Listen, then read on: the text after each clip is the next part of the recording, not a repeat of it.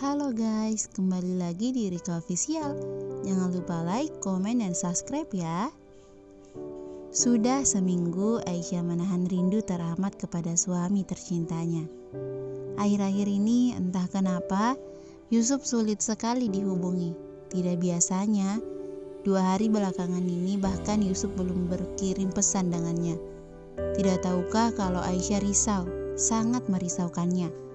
Pikiran buruk banyak menggelayut di kepalanya. Tapi segera ia tepis. Yusuf bekerja, ya mungkin sangat sibuk dan tidak sempat mengirimkan kabar ke Aisyah. Tapi sekali lagi, tidak biasanya. Sesibuk-sibuknya Yusuf pasti dalam 1 hari ia akan mengabarinya. Baik itu hanya sebuah chat yang tidak terlalu penting. Kali ini terasa beda. Atau hanya Aisyah saja yang selalu negatif thinking. Suaminya bekerja mencari nafkah untuk dirinya juga.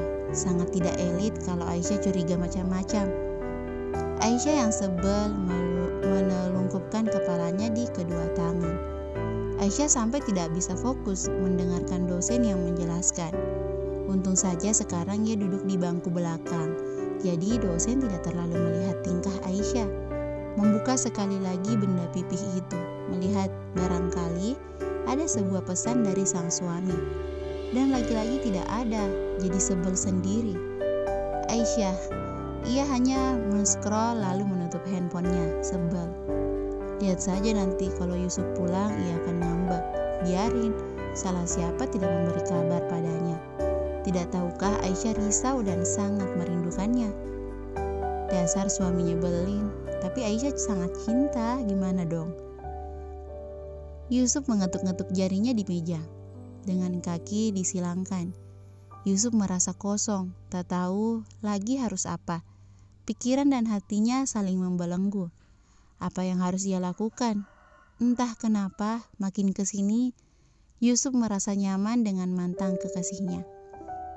Hari ke hari Yusuf menghabiskan waktu berdua membuat ia terbiasa kembali dengan Bianca. Tak tahu ia menikmatinya, seakan kembali ke masa-masa waktu ia menjalin kasih dengan Bianca. Seolah kisah cinta dulu yang belum usai kembali lagi.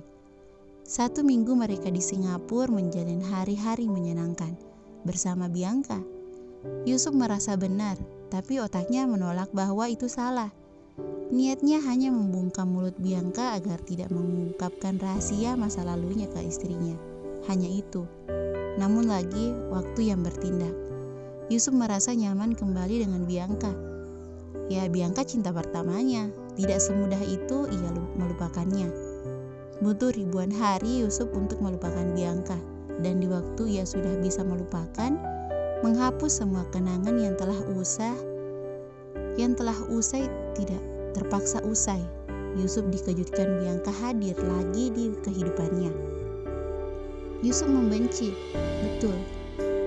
Sangat, bahkan ia memikirkan ratusan cara agar Bianca jauh-jauh dari hidup Yusuf.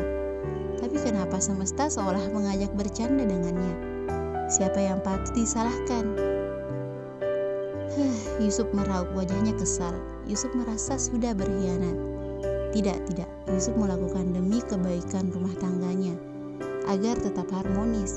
Ya betul, bahkan ia mengorbankan dirinya sendiri ke jurang sang mantan. Yusuf harus mengabari Aisyah. Sudah 2 hari ia sengaja menonaktifkan gadgetnya.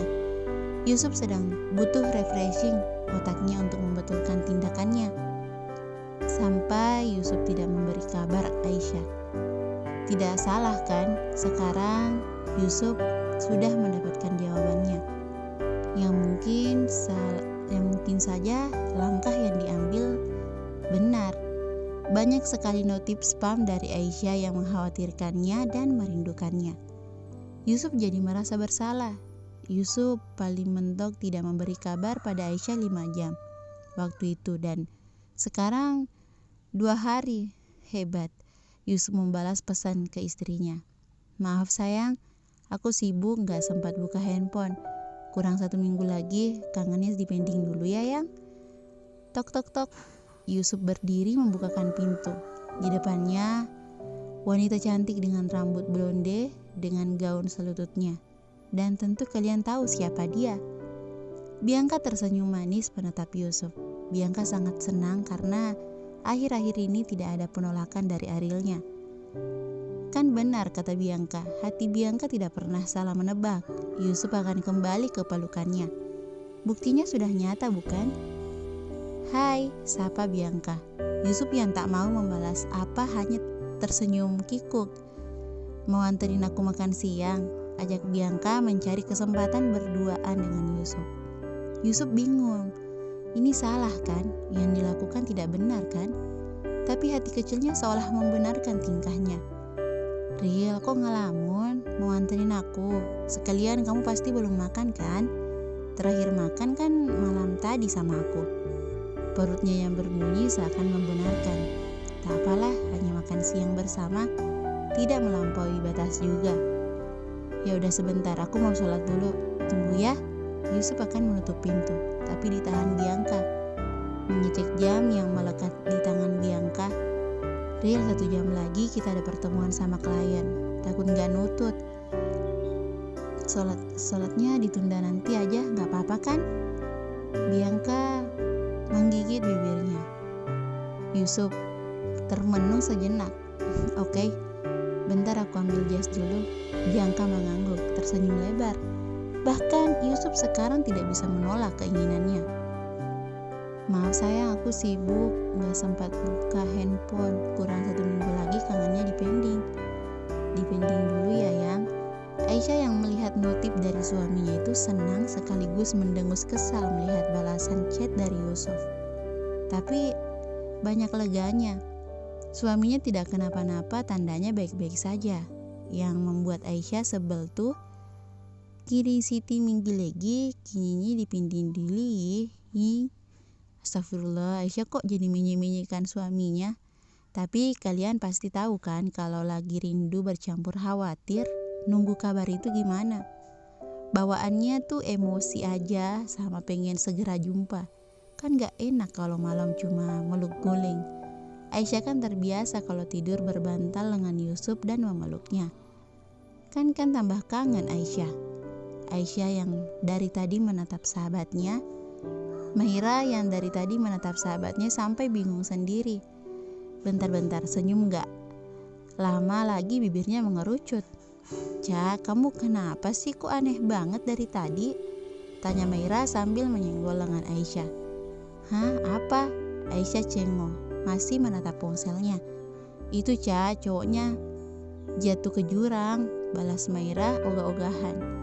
Mereka tuh sekarang lagi nonton film di rumahnya Aisyah. Mahira nginep seperti yang sudah direncanakan. Tapi kok Mahira merasa ia doang yang nonton? Aisyah sibuk bengong alias ngelamun. Kamu tuh gemes aku. Aku orang kita lagi seru-serunya nonton film malah bengong aja terus. Lanjut Mahira kesal. Aisyah itu kalau ada apa-apa jarang cerita, dipendam sendiri. Mahira yang jadi sahabatnya jadi suka kesel, merasa gagal aja jadi sahabat. Maaf Mei. Aisyah menggaruk pipinya yang tidak gatal. Tadi siapa Mei yang mau masuk ke jurang? Tanyanya polos sekalian mengalihkan yang tadi. Tahu. Mahira mode ngambek. Aisyah yang tahu sahabatnya kesel langsung memeluknya gemas. Maafin dong, aku cuma lagi banyak pikiran. Betul kan? Mahira tahu, ia sudah hafal di luar kepala watak sahabatnya. Mahira tidak pernah memaksa Aisyah untuk terbuka kepadanya. Tapi gimana ya? Namanya juga sahabat, kalau lihat sahabatnya risau pun, ia pasti ingin untuk menghibur. Entah itu sebagai pendengar yang baik. Ya udah yuk kita pending dulu filmnya, udah mau maghrib. Mending kita siap-siap sholat bareng. Ajak Mahira tak mau ambil pusing. Kalau Aisyah sudah siap pasti menceritakan kerisauannya. Yang penting sekarang, Mahira mengajak Aisyah menenangkan hatinya dengan curhat kepada Sang Pencipta. Bersambung.